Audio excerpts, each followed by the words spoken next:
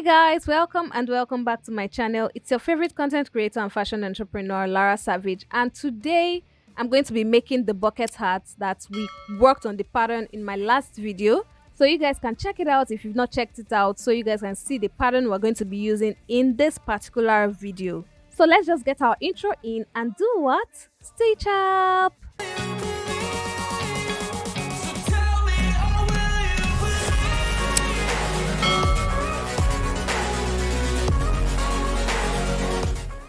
Now guys, I've gone ahead to cut out my pattern pieces. Now why I have this is because I used a fabric that was not really enough to make a round piece, so I had to cut it separately. So this is what it looks like. I added half an inch seam allowance on the part where I was supposed to cut on fold, but because I don't have enough fabric to cut it on a fold that would be a full circle, I have to join my circle to each other to be able to form one full circle. And now this is also the body. I have also added half an inch seam allowance on this side because I could not work on it as a long fabric. I didn't have enough fabric to work on it with that. So I added half an inch seam allowance to this body and the brim. Now you guys can see it. It's meant to be on a fold, but because I didn't have enough fabric, I had to work on it this way. So right here, I have my pieces together. So I'm going to place it right sides facing each other. And then I'm going to sew it by the half an inch seam allowance that I left for it. Once I open it up after sewing, it's going to look like a full circle. Now if you have a full circle already, once you're cutting, you don't need to do this part. It's because I don't have a full circle, that's why I'm doing this. I'm also going to move to the other pieces, place them together and just sew it at the two ends. Now for this one, it was cut on fold, so this is what it will look like if you actually cut yours on fold. I intentionally cut this out on fold so that you guys can see what it would look like if this is your case. So you are going to sew only one side where we have the seam allowance from the pattern piece. Then we are going to move to the brim and we're going to sew these two sides. If yours is on fold again, you don't need to sew the two sides, just sew only one side, the side where you have the open seam. So now I'm going to just pin all my pieces. Now why I have so many pieces here is because I was contemplating on what to use for the inner part or outer part of which. So I just did everything at the same time because I was making two, and since it's reversible, I just wanted to experiment a little bit. So I'm just going to pin all my pieces, sew them down and come back and show you guys what it looks like.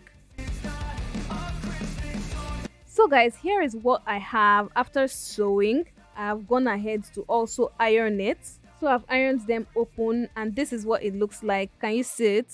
The seams are ironed flat and I'm just going to start working on it basically. So I'm just going to grab one of the side seams of the body and place it on that seam, the center part where, remember, I've already put a demarcation right there, so it's easier to sew. So I've already known where to put my pins, so I'm just going to pin it right there on the left, look for it on the other side and pin it right there, then start pinning it all around and sew it round just like that. Then to make your work faster, you're just going to grab the other side, and however you want to arrange your design. I decided to use this amazing fabric that has a lot of designs that I actually love. It was gifted to me by Remy Junaid. Shout out to Remy Junaid, you're amazing. Now once you're done pinning, this is what it's going to look like. Now I've already done a test. Guys, when you have a pattern, I would advise you to test it out before making the final piece. Now this is what it looked like that made me know that okay, it's actually perfect. I even added the pockets, guys, because I'm always extra. And here I have sewn it down and this is what I have. It's already looking perfect, like perfect. This is what it looks like. I've also top stitched. So I top stitched it at the top and at the brim area and it turned out really amazing. Now you guys can see it on this one as well. It's amazing. Now it's time to place our fabrics inside each other. So we're placing it right sides facing each other. So you're putting the right side of one fabric into the right side of the other one and you're aligning the seams. Now remember, we have our side seams again, so you guys can just place those side seams and then put a pin right there. So you're going to do it on the left hand side and then align the right hand side, and that's it. So once you put it, you now pin all around, making sure to leave a space where you're going to pull it out from. So can you guys see I have used these pins to know where I'm going to pull it out from, and I'm ready to go and sew. So guys, I am done sewing. I've turned it inside out, then I have sewn it all around. Now you guys will see the brim. I have also added top stitches, about 3 more top stitches to it to make it flat and nice and beautiful. I actually love this bucket hat. It turned out perfect. Now I'm going to leave the measurements I used for the pockets in the description box so you guys can go check it out. It's not hard, guys. Any shape you want the pocket to be, any shape you want your design to be, you can do it, and this is what it actually looks like. I actually loved it. Just look at it.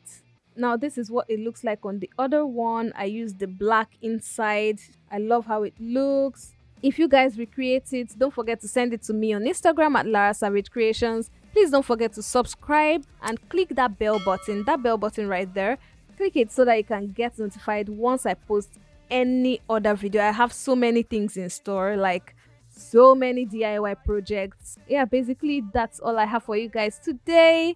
Like, share, subscribe, and as always, do have yourself a wonderful morning, noon, or night wherever you are. It's still your favorite content creator and fashion entrepreneur, Lara Savage, signing out.